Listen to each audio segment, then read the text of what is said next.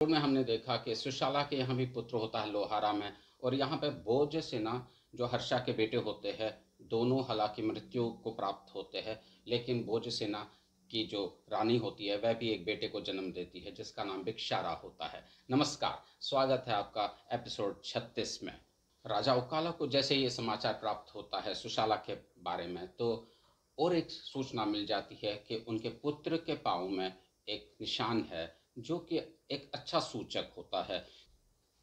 तो वह अपनी सारी नाराज़गी बुलाकर सुशाला के प्रति वापस स्नेह का भाव रखते हैं और कहीं से जागृत होता है उनके मन में, और वह मठों और मंदिरों का निर्माण करते हैं, अपने माता पिता के दान दक्षिणा भी देने लगते हैं।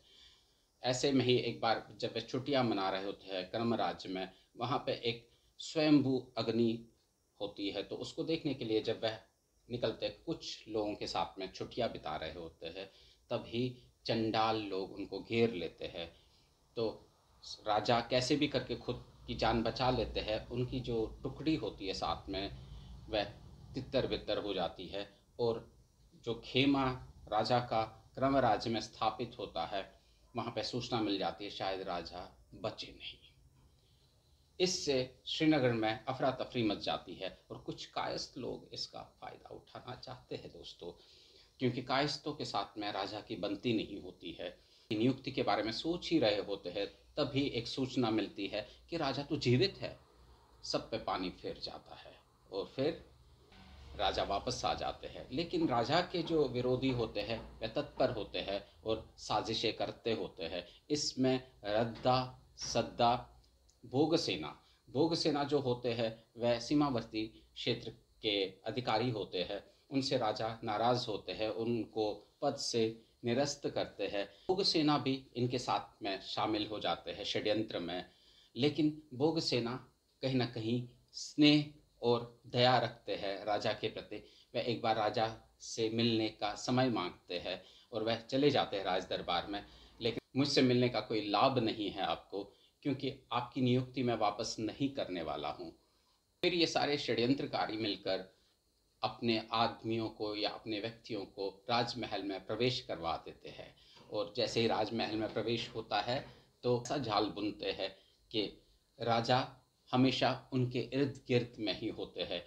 एक दिन अवसर पाकर वह सारे षड्यंत्रकारी में रद्दा, सद्दा, भोगसेना और तेजा दरबार में ही होते हैं, और ये लोग एक अफवाह फैला देते हैं राजा के सेवकों के बीच में कि राजा अभी गुस्से और नाराज में है, और राजा का गुस्सा उफान पे होता है जब वह सेवक उन गालियों और अनाप शनाप से बचने के लिए वहाँ से निकल जाते हैं, षड्यंत्रकारियों के बीच में होते हैं।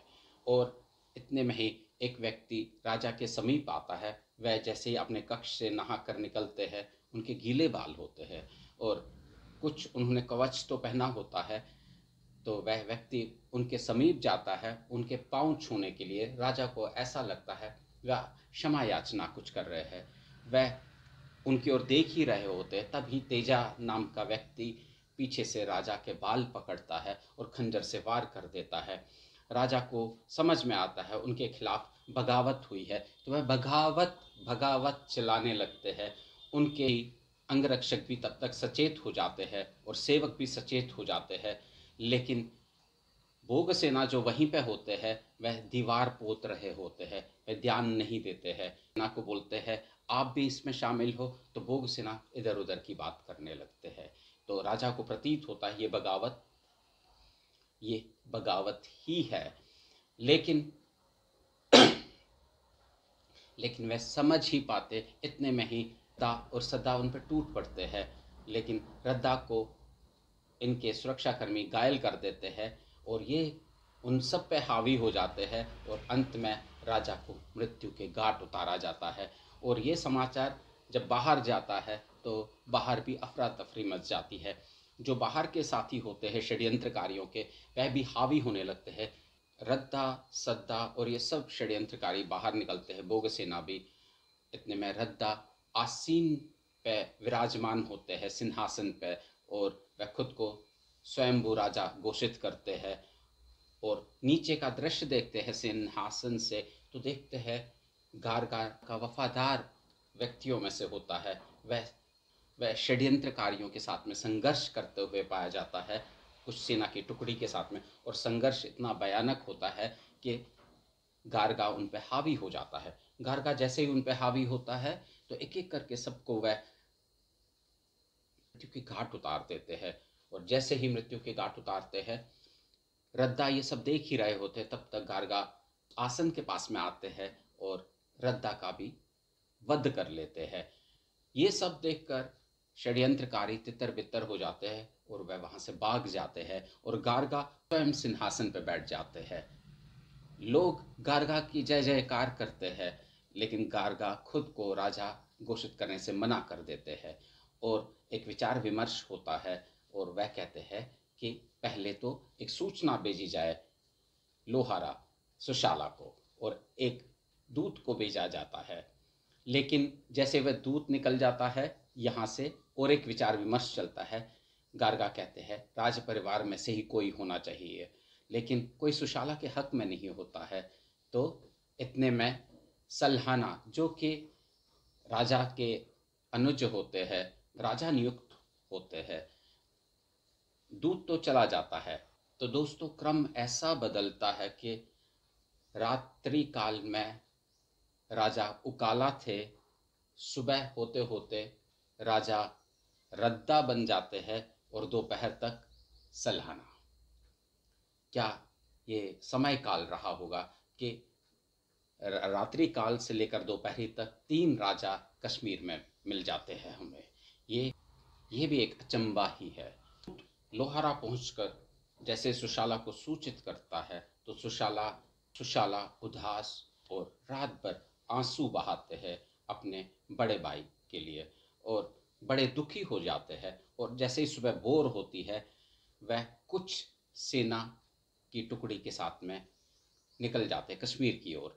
हालांकि वह अपने अधिकारियों से बात करते हैं पूरी सेना लेने के लिए, लेकिन अधिकारी मना कर देते हैं क्योंकि षड्यंत्रकारी तितर बितर हो चुके होते हैं और कईयों को मौत के घाट उतारा गया होता है।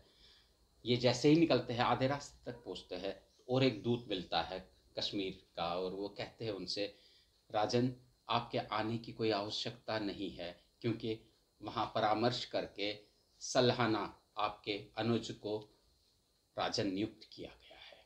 वापस लोहारा लौटते हैं और वह इसे गारगा का षड्यंत्र समझते हैं। फिर वह सोचने लगते हैं और अधिकारियों से विचार विमर्श करके वह कहते हैं कि हमें कश्मीर जाना चाहिए, जिस पर अधिकारी मना कर देते हैं। लेकिन वह अधिकारियों को स्पष्ट रूप से कहते हैं, यह जो शासन है यह हमें विरासत में नहीं मिला, ये हमें कड़े संघर्ष के बाद मिला है और ये शासन हमारा ही है। तो वह सोच ही रहे होते हैं, इतने में गारगा जो है सल्हाना के विरोधियों को निपटा रहे होते हैं। यहाँ सल्हाना अपरिपक्व होते हैं। एक तो वह अज्ञानी होते हैं, उनकी अज्ञानता ही उनकी दुश्मन होती है। वो तो मिल ही जाता है किसी व्यक्ति को, लेकिन अगर वह अज्ञानी हो, अनुभव प्राप्त करके भी वह मंजिल हासिल नहीं कर पाता है। ऐसा ही कुछ सल्हाना के साथ में भी हुआ।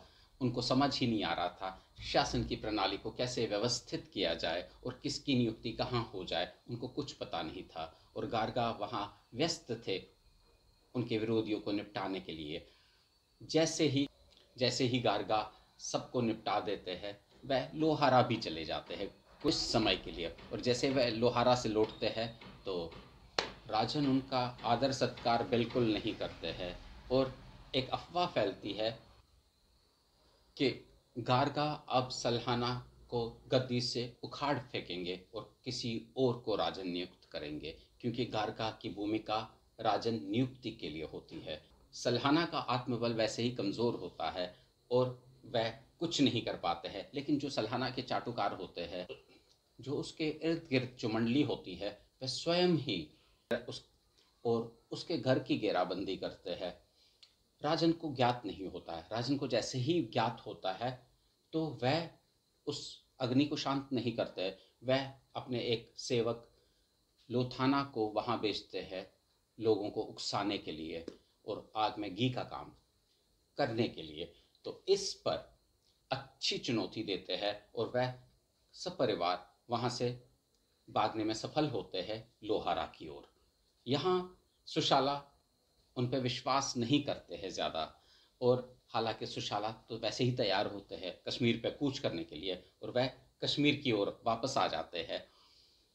गारगा भी उनके साथ में होते हैं, लेकिन गारगा का समर्थन पूर्ण रूप से नहीं होता है उनके साथ में। जैसे ही सुशाला आते हैं और यहाँ पर जनलोक में एक अफवाह फैली होती है कि सुशाला आ रहे हैं, जब की दस्तक कश्मीर में पड़ती है तो सुशाला की जय जयकार होने लगती है, राजन की जय जयकार होने लगती है, और इससे सल्हाना भयभीत होकर शासन त्याग कर भाग जाते हैं, कोई संघर्ष नहीं देते हैं, और सुशाला राजा नियुक्त हो जाते हैं। सुशाला की नियुक्ति ठीक 1112 में हुई है, 1112 एडी या एसी में। पहला शासन उनका चला 1120 तक, मतलब 8 साल तक। क्या हुआ 8 साल में जानते हैं। सुशाला शासन संभालते ही लोगों का जन आक्रोश को संभाल लेते हैं और दुखियों और निर्धनों की सहायता करते हैं। अपने भ्राता से कम नहीं होते हैं गुस्से में, वैसा ही होता है, लेकिन अपने भ्राता जैसा नहीं होता है। उनके भ्राता का गुस्सा बहुत ज़्यादा था। संभालते ही वह परस्पर चुनौतियों का सामना करते हैं, एक तो गारगा की ओर से और दूसरा भिक्षाकारा की ओर से। गारगा की ओर से हाँ ना वाली स्थिति होती है हमेशा, क्योंकि कभी युद्ध कभी संधि, कभी युद्ध कभी संधि, कभी युद्ध कभी संधि, ऐसा ही चलता है 2-3 बार। भिक्षाकारा भी चुनौतियां दे रहे होते हैं। तो एक संधि के उपरांत जब गारगा राजमहल में होते हैं, वह खुद को असम्मानित महसूस करते हैं, क्योंकि उनका अनादर हमेशा राजा किया करते थे, और वह समझ रहे थे का सेवक उनसे तलवार ले लेता है और राजा उनको बंदी बनवा लेते हैं, उनको रस्सी से बांध लिया जाता है, और सब परिवार उनको राजमहल में ही रखा जाता है। उनको सारी सुविधाएं जो राजमहल में थी वह प्रदान की जाती है। इससे ये प्रतीत होता है कि उनका आदर उनके प्रति था, लेकिन ये आदर ज़्यादा देर नहीं चला, क्योंकि यहाँ से जो है सुशाला हमेशा को जेल रहे होते हैं, और उसी के दबाव में वह एक दिन निर्देश देते हैं कि गारगा सपरिवार मार दिए जाए, और ऐसा ही होता है। रस्सी से बांधकर उनके गलों में जब बांध दिया जाता है, गला घोंट देते हैं और वह मृत्यु को प्राप्त होते हैं।